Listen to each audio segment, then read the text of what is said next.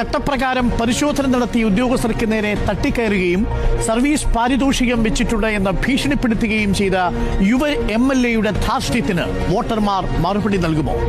ഞങ്ങളുടെ പരാതി എന്താണ്? അവരുടെ പ്രവൃത്തി, അവരുടെ ഡ്യൂട്ടി പൂർണ്ണമായും ചെയ്തില്ല എന്നുള്ളതാണ് പരാതി. എന്നിട്ട് MP-യും MLA-യും നിരന്തരം അവരോട് പറയുന്നത് നിങ്ങൾ പരിശോധിക്കൂ എന്നാണ്. അതിന് തയ്യാറാവാത്ത ഉദ്യോഗസ്ഥനോട് അദ്ദേഹത്തിന്റെ ആ സർവീസ്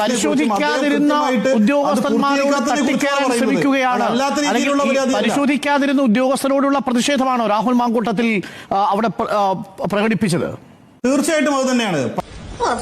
ബാക്കിയുള്ള എല്ലാ നേതാക്കളും, അനിൽകുമാർ കടന്നുപോയി, MP കെ രാധാകൃഷ്ണൻ കടന്നുപോയി, അബ്ദുൽ വാഹിദ് MP കടന്നുപോയി, ഇവരുടെ എല്ലാം വാഹനങ്ങൾ ഇങ്ങനെ ഡിക്കി തുറന്ന് പരിശോധിച്ചല്ലേ കടന്നു പോകുന്നത്. അവർക്കൊന്നുമില്ലാത്ത ബുദ്ധിമുട്ട് എന്താണ് ഷാഫി പറമ്പിലിനും രാഹുൽ മാങ്കൂട്ടത്തിലും മാത്രം?